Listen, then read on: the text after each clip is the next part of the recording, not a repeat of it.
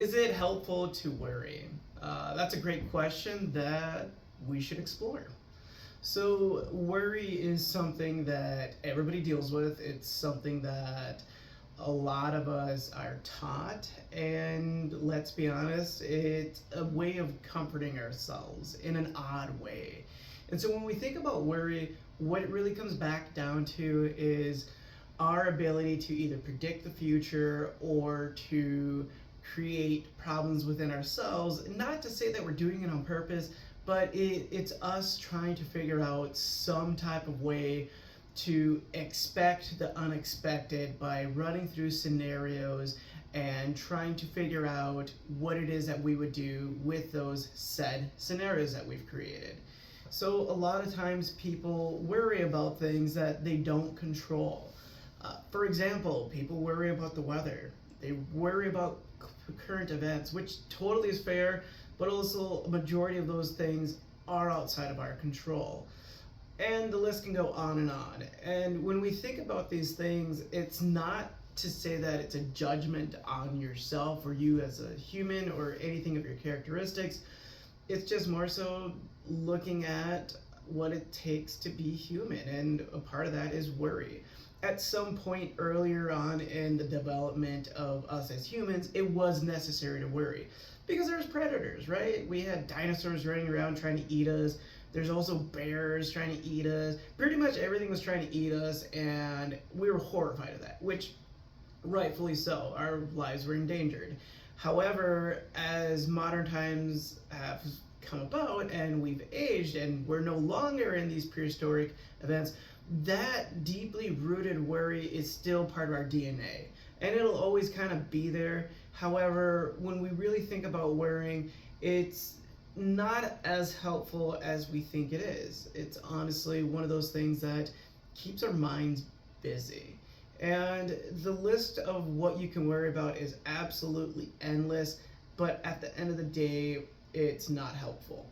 The reason that worrying is not helpful is because it's causing more harm than it is good, right?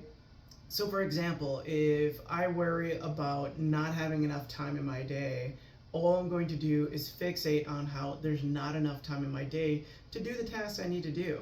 And to respond to that is to think about, well, what can I take off my plate? And then the immediate thought is, I can't take anything off my plate. But that's not true. You know, we live in these situations that we create limiting beliefs that doesn't allow us to live freely. And a limiting belief is something that is completely ending in the point where it says, hey, this is undeniably true and there's nothing else I can do about it. So rather than going into limiting beliefs, let's look at liberating truths. A liberating truth is something that allows you to challenge the thought that you had about the belief and change the way we view it. So, for example, my limiting belief is I don't have enough time in the day to do the things that I want to do. A liberating truth would be that I have enough time in my day to do the things that I can do. And so we're just reframing it. And so if we're constantly in the state of worry about what we can and can't do, perhaps it's looking at the things that we do have control over, which is our thoughts, our actions, our ability to perceive things in ways we want, and so many other things. But if we keep going back to worrying, all we're going to do is rinse and repeat the things that we've always struggled with. Now, I'm not saying that it's as easy as snapping your fingers and boom, worry's gone. And it's another thing to look at is with this, if you stop worrying about things, how will I feel protected about when those things happen? You've worried enough about it that if it does happen, you've already ran through it. And also, life's full of unpredictable things, and you can't predict everything that'll happen, right? That's just, again, worry getting the best of you and putting you in an anxious state. And so when it comes to your ability to start offsetting this worry that we have, start focusing on the things that you should actually truly give a shit about. And if we're worried about what other people are thinking about us, well, objectively think about it and say, does this person pay my bills? Does this person support my goals? Does this person bring great value to my life that I couldn't live without? Answer is usually no.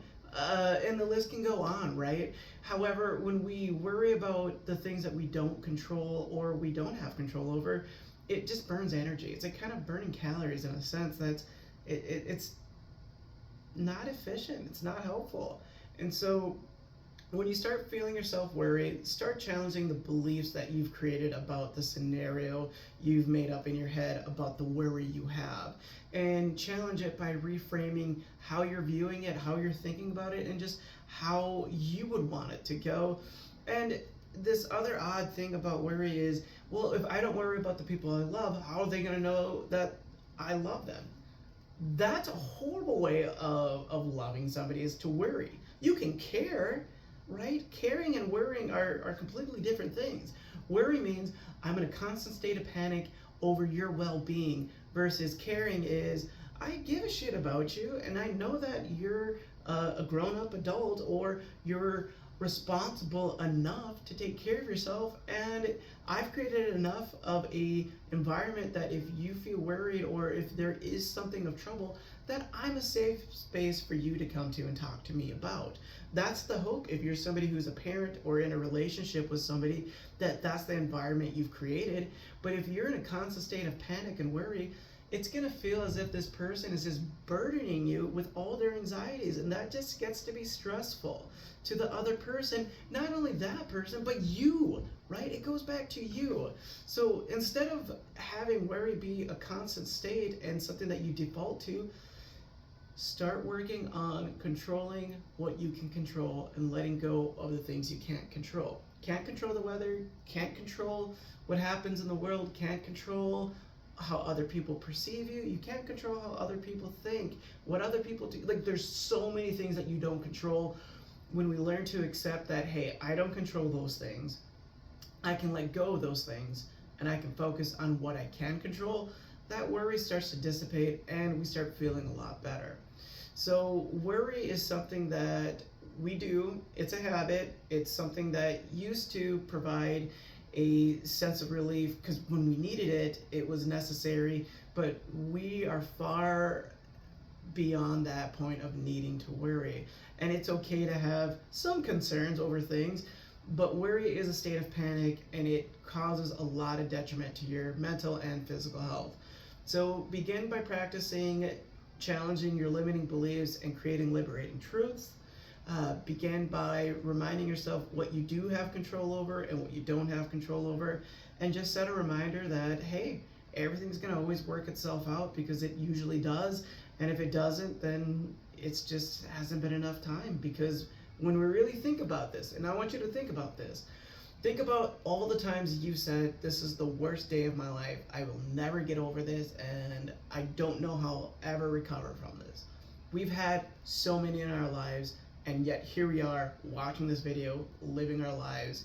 And not to say that those things weren't painful, but it's that it didn't completely destroy us in the way we thought it did. So just set that helpful reminder, and hopefully this can help, and I'll see you guys next week.